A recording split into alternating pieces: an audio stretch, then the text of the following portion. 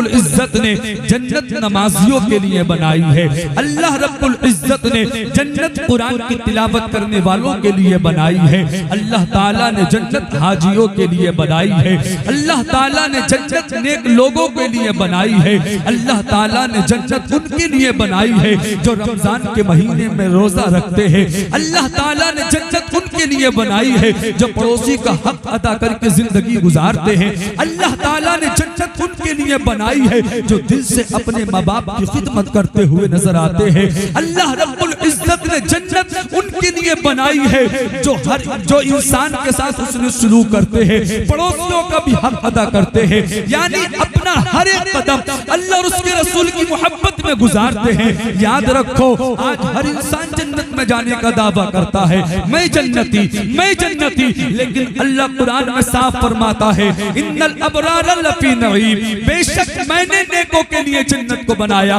جنت میں جانا چاہتے ہو نمازوں کی پابندی کرنی پڑے گی، جنت میں جانا چاہتے ہو قرآن کی تلاوت کرنی پڑے گی، جنت میں جانا چاہتے ہو رمضان کے روزے رکھنے پڑیں گے، جنت میں جانا چاہتے ہو مال کی زکات نکالنی پڑے گی، جنت میں جانا چاہتے ہو ماں باپ کی دل سے خدمت کرنی پڑے گی، جنت میں جانا چاہتے ہو پڑوسیوں کا حق ادا کرنا پڑے گا، جنت میں جانا چاہتے ہو علماء سے سچی محبت کرنی پڑے گی۔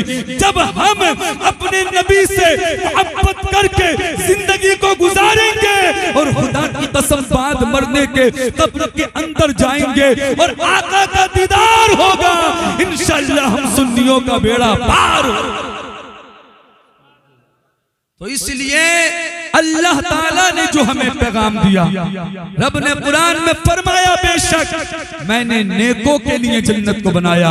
اب ہمیں اچھا راستہ چننا ہے، اچھا راستہ چننا ہے، نیک لوگوں کے راستے پہ چلنا ہے، اللہ کے ولیوں کے دامن سے وابستہ ہو کے زندگی کو گزارنا ہے۔ آگے میرا رب فرماتا ہے وَإِنَّ الْفُجَّارَ لَفِي جَحِيمٍ، بے شک میں نے گناہگاروں کے لیے جہنم کو بنایا۔ اللہ نے جنت بھی بنائی ہے، اللہ نے جہنم بھی بنائی ہے، اللہ نے جنت نیکوں کے لیے بنائی، میں نے وہ باتیں آپ کے سامنے رکھ دی۔ آگے رب فرماتا ہے بے شک میں نے گناہگاروں کے لیے جہنم کو بنایا۔ اے انسان سن، رب قرآن میں فرماتا ہے میں نے گناہگاروں کے لیے جہنم کو بنایا۔ مختصر کر کے بتا دوں اللہ نے بے نمازیوں کے لیے جہنم کو بنایا، اللہ نے اللہ اکبر مسلمانوں شرابیوں کے لیے جہنم کو بنایا، اللہ رب العزت نے جواریوں کے لیے، زانیوں کے لیے، نبی کے گستاخوں کے لیے جہنم کو بنایا ہے۔ اگر ہم نمازیں چھوڑیں گے جہنم ہمارا انتظار کر رہی ہے، ہم قرآن سے دور رہیں گے، نبی کی شان میں گستاخیاں کر کے زندگی گزاریں گے، جہنم ہمارا انتظار کر رہی ہے، ہم شرابیں پی پی کے زندگی گزاریں گے، جہنم ہمارا انتظار کر رہی ہے۔ اور شراب خدا کی قسم جس کے بارے میں میرے مصطفیٰ فرماتے ہیں اگر کوئی شراب کا ایک قطرہ بھی جان پوچھ کر حلق کے نیچے اتارے وہ جنت تو کیا جنت کی خوشبو بھی نہیں پائے گا۔ آج لوگوں کے معاملے بات سمجھ میں نہیں آتی، آج لوگ اچھی طرف نہیں جاتے، اچھے راستے کی طرف نہیں جاتے، آج لوگوں نے نہ جانے زندگی کو کیا سمجھ رکھا ہے۔ یاد رکھو یہ ہمارے دوست ہمارے اس وقت تک کام آئیں گے جب تک ہماری سانسیں چل رہی ہے، ہمارے رشتہ دار اس وقت تک کام آئیں گے جب تک ہماری سانسیں چل رہی ہے، ہمارے پڑوسی اس وقت تک کام آئیں گے جب تک ہماری سانسیں چل رہی ہے۔ یاد رکھو مسلمانوں ایک دن وہ آئے گا جب دوست تمہارے کام نہیں آئے گا، ایک دن وہ آئے گا جب پڑوسی تمہارے کام نہیں آئے گا، ایک دن وہ آئے گا جب تمہارا قریبی دوست بھی تمہارے کام نہیں آئے گا۔ وہ وقت کون سا ہوگا؟ وہ وقت وہ ہوگا جب تمہارے جسم سے روح نکل جائے گی، تمہارا انتقال ہو جائے گا اور تمہارے ہی چاہنے والے، تمہارے اپنے، تمہارے پڑوسی، تمہارے رشتہ دار، تمہارے دوست و احباب تمہیں کاندھے پہ اٹھا کے لے جائیں گے اور قبر کے اندر چھوڑ کر آ جائیں گے۔ خدا کی قسم کبھی کبھی جب رات کو سویا کرو اپنی قبر کو بھی یاد کر لیا کرو۔ آج جب ہم اپنے بستر میں سوتے ہیں اکیلے تنہا کمرے کے اندر ہوتے ہیں، اچانک اگر لائٹ چلی جائے تو ہم گھبرا جاتے ہیں، ہم ڈر جایا کرتے ہیں۔ اگر ہماری کمرے کی چھت پر اگر چھپکلی ہم کو نظر آ جائے تو ہم ڈر جاتے ہیں، کسی بھی طریقے سے اس چھپکلی کو دور کرتے ہیں۔ لیکن مسلمانوں کبھی تم نے سوچا وہ قبر کا منظر کتنا بھیانک ہوگا، جس کے اوپر بھی مٹی ہوتی ہے، جس کے نیچے بھی مٹی ہوتی ہے، جس کے دائیں بھی مٹی ہوتی ہے، جس کے بائیں بھی مٹی ہوتی ہے، آگے پیچھے مٹی ہی مٹی ہوتی ہے۔ اور آج جب ہم اپنے بستر میں ہوتے ہیں بغیر تکیے کے ہم کو نیند نہیں آتی. اے تکیوں پہ سونے والوں, اے بستر لگا کے سونے والوں, کبھی قبر کے بارے میں سوچا؟ جب رات کو اپنے بستر پہ جایا کرو تو یہ سوچ لیا کرو کہ آج ہم نے نمازیں پڑھی یا نہ پڑھی, آج ہم نے قرآن کی تلاوت کی ہے یا نہیں, آج ہم نے اپنے ماں باپ کو سلام کیا ہے کہ نہیں, آج ہم نے پڑوسی کا حق ادا کیا ہے کہ نہیں. لیکن آج ہم ہیں نمازوں کو چھوڑ رہے ہیں, قرآن کی تلاوت سے دور ہیں. آج نوجوان ماں باپ کو گھور گھور کے زندگی گزار رہا ہے, ماں باپ کو ستا رہا ہے, ماں باپ کو گالیاں دے رہا ہے, ماں باپ کو گھر سے نکال رہا ہے. اے ماں باپ کو گالیاں دینے والوں, ماں باپ کو بھوکا ماننے والوں, ایک ایک لقمے کے لیے ماں باپ کو ستانے والوں, ذرا سوچو مرنے کے بعد جب اپنی قبر کے اندر جاؤ گے اور قبر کے اندر اگر میرے آقا نے چہرہ پھیر لیا تو بولو کوئی دوست بچانے نہیں آئے گا, قبر میں تمہارا ساتھی بچانے نہیں آئے گا, قبر میں تمہارا رشتہ دار بچانے نہیں آئے گا. ایک ذات ہے جو قبر میں بھی تمہارے کام آئے گی, ایک ذات ہے جو کل قیامت کے دن تمہارے کام آئے گی. اسی ذات سے اپنا رشتہ مضبوط کر لو. وہ ذات کوئی اور نہیں, وہ ذات حسنین کے نانا کی ذات ہے, وہ ذات نبیوں کے امام کی ذات ہے. اگر دنیا میں ترقی چاہتے ہو, بات مردے کے قبر میں سکون چاہتے ہو, کل قیامت کے دن جنت چاہتے ہو, تو نبی کی محبت دل میں بسا کے زندگی گزارنا شروع کر دو. یقیناً دنیا میں بھی کامیاب رہو گے, بعد مرنے کے قبر میں بھی کامیاب. لیکن آج ہم ہیں نوجوان اپنے ماں باپ کو ستا رہے ہیں, پڑوسی پڑوسی کو ستا رہا ہے, رشتہ دار میں بول چال بند. آج ہم اپنی مرضی سے زندگی گزار رہے ہیں, آج ہم شریعت کے مطابق نہیں بلکہ اپنی طبیعت کے مطابق زندگی گزار رہے ہیں. دل میں آیا تو امام صاحب کو سلام کر لیا, دل میں آیا تو پڑوسی کا حق ادا کر لیا, دل میں آیا تو قرآن کی تلاوت کر لی, دل میں آیا تو نماز پڑھ لی. اے لوگوں, کب تک اپنی زندگی کے مطابق اپنی منمانی کرو گے, کب تک اپنے آپ زندگی گزارو گے؟ کامیابی چاہتے ہو, ترقی چاہتے ہو, بعد مرنے کے قبر میں سکون چاہتے ہو, تو نبی کے دامن سے وابستہ ہو جاؤ, آقا کے فرمان پہ عمل کر لو. ہمیں فرصت ہی نہیں, ہمیں فرصت ہی نہیں, ہم کہاں آقا کے فرمان پہ عمل کرتے ہیں. ہم تو آقا کا فرمان سننے کے لیے تیار نہیں, ہم تو آقا کی حدیث سننے کے لیے تیار نہیں. آؤ سنو بات کو مکمل کر لوں. میرے مصطفیٰ نے ارشاد فرمایا تھا قیامت کا دن ہوگا, نفسی نفسی کا عالم ہوگا. کل قیامت کا دن جنت 5 لوگوں کو تلاش کرے گی. بول دو محبت سے سبحان اللہ. اس حدیث میں پیغام لے جاؤ اور میں بات کو مکمل کر لوں. کتنے لوگوں کو؟ 5 لوگوں کو جنت قیامت کے دن تلاش کرے گی, اور وہ لوگ خوش نصیب ہوں گے جن کو قیامت میں جنت تلاش کرے گی. جانتے ہو وہ 5 لوگ کون کون ہوں گے؟ آپ بھی کوشش کریں ان 5 لوگوں کے اندر شامل ہونے کی. اللہ اکبر مسلمانوں, حدیث مکمل کر لوں. آقا فرماتے ہیں پہلا وہ ہوگا قیامت کے دن جس کو جنت تلاش کرے گی, پہلا وہ ہوگا میرے مصطفیٰ فرماتی دنیا کے اندر جو قرآن کی کثرت سے تلاوت کرتا ہوگا. بولنے پیچھے والے بھی بولے محبت سے سبحان اللہ. آقا فرماتی پہلا وہ جو دنیا میں قرآن کی کثرت سے تلاوت کرتا ہوگا. لیکن آج معاملہ کیا ہے؟ قرآن تو دور کی بات, ہم قرآن کو اٹھا کے تک نہیں دیکھتے. ہم نے قرآن کو کتابوں میں سجا کے رکھ دیا. ہم دنیا کا ہر اخبار پڑھتے ہیں, صبح کو اٹھتے ہیں فیس بک بھی چیک کرتے ہیں, واٹس ایپ بھی چیک کرتے ہیں, ٹویٹر بھی چیک کرتے ہیں, انسٹاگرام بھی چیک کرتے ہیں, اخبار بھی پڑھتے ہیں. لیکن آج ہم بعد نماز فجر ہم قرآن کو کھول کے نہیں دیکھتے, ہم قرآن کی تلاوت نہیں کرتے. اور قرآن تو اللہ کی وہ مقدس کتاب ہے. اللہ اکبر مسلمانوں, جس گھر میں پڑھی جاتی ہے اللہ کی رحمتوں کا نزول اس گھر میں ہوتا ہے. آج لوگ کہتے ہیں ترقی ترقی ترقی, برکت نہیں ہو رہی, برکت نہیں ہو رہی. آج ہم نے ان کاموں کو چھوڑ دیا ہے جن کاموں کے کرنے سے گھر میں برکتیں ہوتی ہیں. وہ کام کیا ہے؟ وہ کام نماز ہے, وہ کام قرآن کی تلاوت ہے. مصطفیٰ فرماتے ہیں جو دنیا میں کثرت سے قرآن کی تلاوت کرے گا قیامت کے دن جنت اس کو تلاش کرے گی. سبحان اللہ. اس لیے قرآن سے رشتہ مضبوط کرو, قرآن کی تلاوت کیا کرو. ایک پارہ نہ صحیح, آدھا پارہ نہ صحیح, کم سے کم 2-4 رکوع روزانہ قرآن کی تلاوت کیا کرو. اور اپنے بچوں کو قرآن کی تعلیم دلاؤ, اپنے بچوں کو قرآن پڑھنا سکھاؤ. اس لیے جب تم تمہارا انتقال ہوگا، اگر تم نے اپنے بیٹے کو قرآن پڑھایا ہوگا، عالم بنایا ہوگا، قاری بنایا ہوگا، حافظ بنایا ہوگا، تو تمہارے انتقال کے بعد یہی تمہارا حافظ قرآن بیٹا کام آئے گا، تمہاری خود نماز جنازہ پڑھاتا ہوا نظر آئے گا، تمہارے سارے رشتہ دار تمہارے انتقال کے بعد تمہیں دفنا کے قبر میں چھوڑ کے آ جائیں گے، لیکن اگر تم نے ایک بیٹے کو بھی حافظ بنایا ہوگا، سارے آ کر بریانی پر ٹوٹ پڑیں گے، کوئی بریانی گرم مانگ رہا ہوگا، کوئی بریانی کی بوٹی مانگ رہا ہوگا، کوئی کچھ مانگ رہا ہوگا، لیکن جو تم نے حافظ قرآن بیٹا بنایا ہوگا، سب کے بعد وہ اکیلا تنہا قبر پہ باقی رہے گا، کبھی یاسین شریف کی تلاوت کرے گا، کبھی سورہ ملک کی تلاوت کرے گا، کبھی سورہ بقرہ کی تلاوت کرے گا، کبھی سورہ رحمان کی تلاوت کرے گا۔ آج ہم نے قرآن کو ہلکا سمجھ رکھا ہے، ہم دنیاوی تعلیم اپنے بچوں کو دلاتے ہیں، ہم قرآن کی تعلیم سے اپنے بچوں کو دور رکھتے ہیں۔ آؤ قرآن کی شان کیا ہے، قرآن کا مقام و مرتبہ کیا ہے؟ حضرات یہ وہی قرآن ہے، اسی قرآن کے اندر ایک سورت ہے جس کے بارے میں میرے مصطفیٰ فرماتے ہیں، جس کو سورہ اخلاص کہا جاتا ہے۔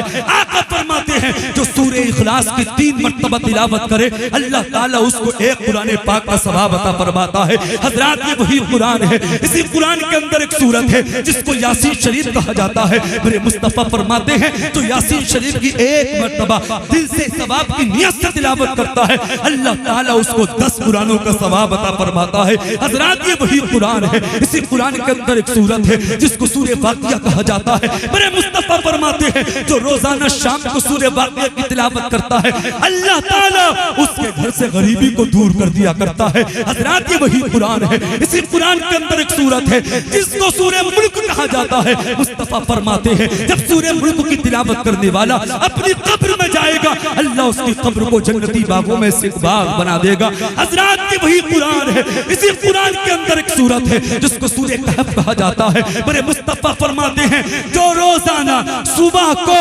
سورہ کہف کی شروع کی 10 آیتوں کی تلاوت کرے گا وہ دجال کے فتنے سے بھی محفوظ ہے۔ آقا فرماتے ہیں وہ دجال کے فتنے سے بھی محفوظ رہے گا۔ آج ہم نے قرآن کی تلاوت کو چھوڑ دیا، اسی لیے پریشانیاں ہمارے گھروں میں، برکتیں اسی لیے نہیں ہوتی، ہم آقا کے فرمان پہ عمل نہیں کرتے، پھر کہتے ہیں کامیابی نہیں مل رہی۔ سورہ واقعہ پڑھو، سورہ ملک پڑھو، سورہ یاسین شریف کی تلاوت کرو۔ آج ہمیں قرآن کی تلاوت کا شوق کہا ہے۔ آؤ سنو سنو، کروڑوں حنفیوں کے امام حضرت امام اعظم ابو حنیفہ، جانتے ہو امام اعظم ابو حنیفہ کو قرآن کی تلاوت کا کتنا شوق تھا؟ تاریخ بتاتی ہے امام اعظم ابو حنیفہ نے عشاء کے وضو سے 45 سال تک فجر کی نماز کو پڑھا ہے۔ سبحان اللہ، 45 سال تک۔ آپ نے یہ تو سنا ہے غوث پاک نے 40 سال تک عشاء کے وضو سے فجر کی نماز کو پڑھا۔ نعرہ تکبیر، نعرہ رسالت، مسلک اعلیٰ حضرت شاعر اسلام، نعرہ تکبیر، نعرہ رسالت، بیدر نواز کے مالک جناب مفتی عامر ظفر صاحب جو بریلی شریف کی سرزمین سے چل کر تشریف لائے، میرے فوراً بعد انشاءاللہ آپ ان کو سماعت کریں گے۔ میں اپنی حدیث پاک جو میں نے موضوع بنایا میں اس کو مکمل کروں۔ جی لگا کے بولے سبحان اللہ، اور طرف کے بولے یا رسول اللہ۔ امام اعظم ابو حنیفہ نے 45 سال تک عشاء کے وضو سے فجر کی نماز کو پڑھا۔ جانتے ہو امام اعظم ابو حنیفہ کو قرآن کی تلاوت کا کتنا شوق تھا؟ چند منٹ میں سن لیں بات کو مکمل کر لیں۔ امام اعظم ابو حنیفہ رمضان المبارک کے مہینے میں 61 قرآن پورا کیا کرتے تھے۔ سبحان اللہ، کتنے قرآن؟ آج ہم 2-4 قرآن پڑھ لیں تو اپنے آپ کو سب سے بڑا قاری سمجھتے ہیں کہ ہم نے اتنے قرآن پڑھ دیے، اتنے قرآن پڑھ دیے۔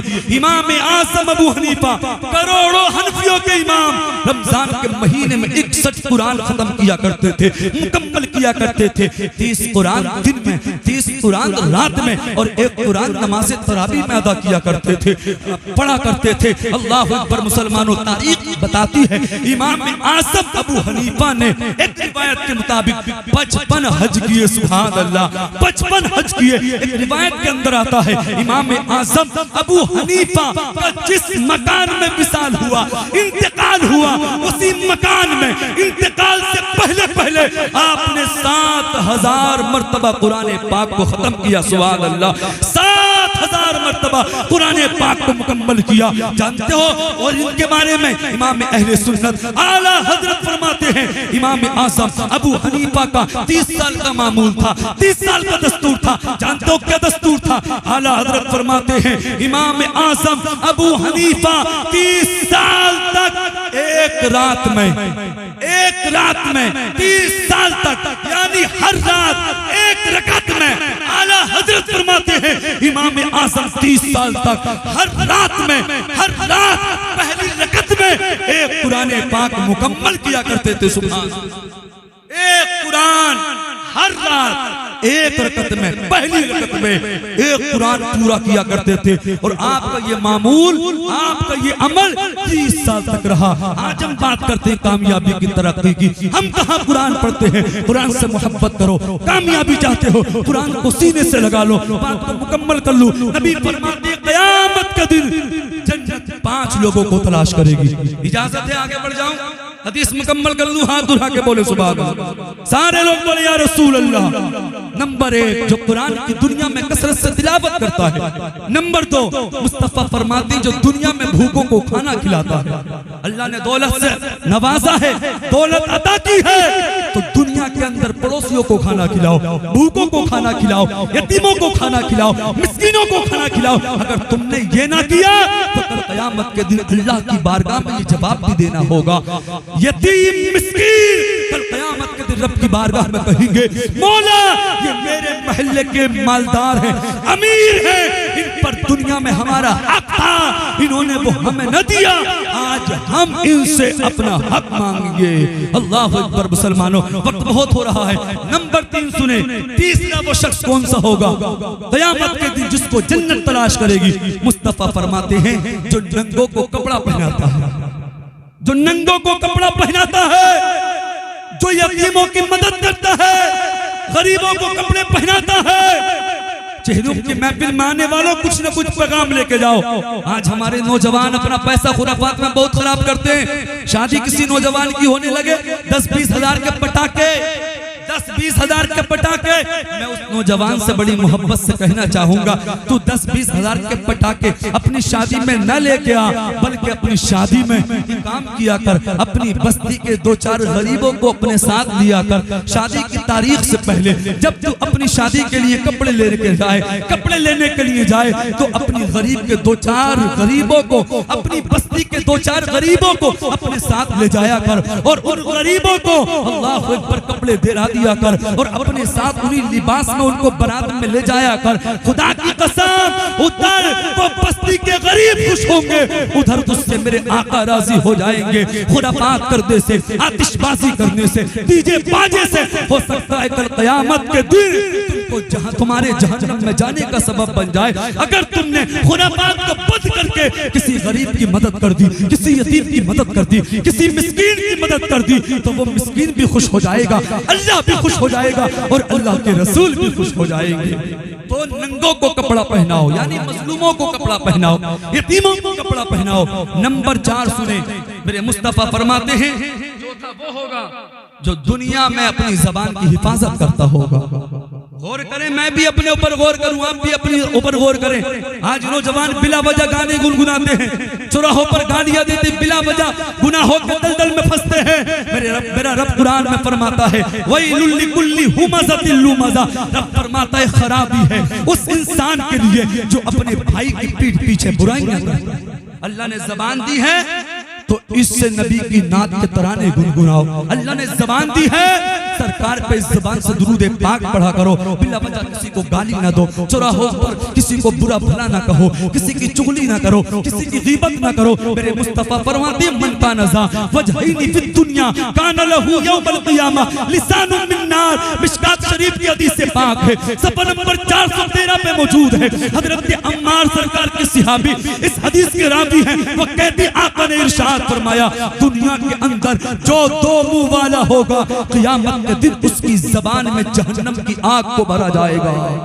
مصطفیٰ فرماتی 2 منہ سے مراد دنیا میں جو چغلی کرتا ہوگا، غیبت کرتا ہوگا، ایسے انسان کی زبان میں قیامت کے دن جہنم کی آگ کو بھرا جائے گا۔ زبان سے کسی کو برا بھلا نہ کہو، گالی نہ دو، کسی کی چغلی نہ کرو، بلکہ اللہ نے زبان دی ہے سرکار پر درود پڑھو، سرکار پر سلام پڑھو، کہ ہو سکے تو آپ کو وقت ملے، آپ کو ٹائم ملے تو کم سے کم روزانہ سرکار پر 313 مرتبہ درود پاک پڑھ لیا کرو۔ نمبر 4، مصطفیٰ فرماتے ہیں جو اپنی زبان کی حفاظت کرتا ہے قیامت میں جنت اس کو تلاش کرے گی۔ آخری سنیں، آقا فرماتے ہیں 5واں وہ شخص ہوگا جس کو جنت قیامت کے دن تلاش کرے گی۔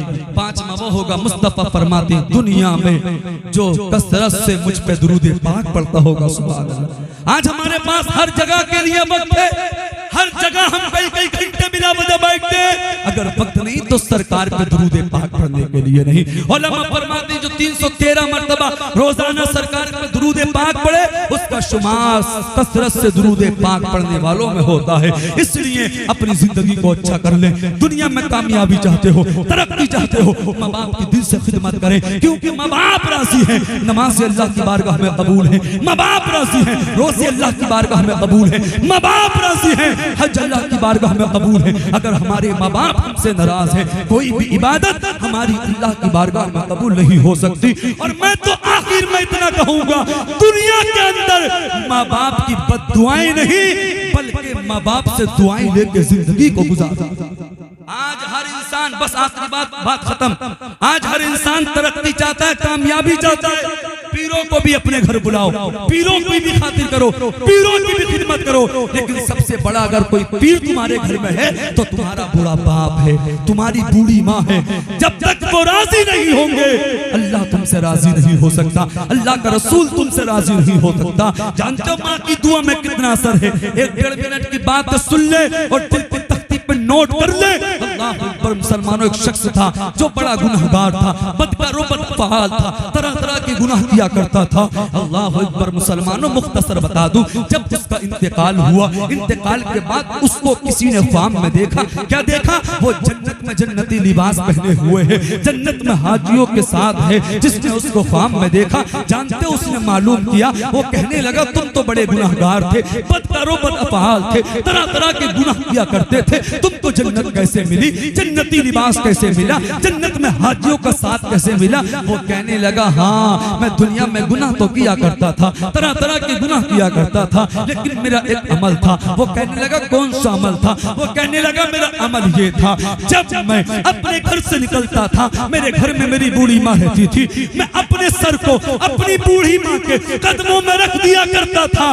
جب میں اپنے سر کو اپنی بوڑھی ماں کے قدموں میں رکھتا تھا تو میری ماں میرے لیے دل سے دعا کرتی تھی اور کہتی تھی مولا میں اپنے بیٹے سے راضی ہوں، تو بھی میرے بیٹے سے راضی ہو جا، میرے بیٹے کے گناہوں کو معاف کر دے۔ وہ شخص کہتا ہے اے انسان، اللہ نے میرے مرنے کے بعد میرے گناہوں کو نہ دیکھا بلکہ میری ماں کی دعا کو قبول کر لیا، اور ماں کی دعا کی وجہ سے مجھے جنتی بنا دیا، جنت میں حاجیوں کا ساتھ عطا فرمایا۔ اسلام زندہ باد، وما علینا الا البلاغ۔ السلام علیکم۔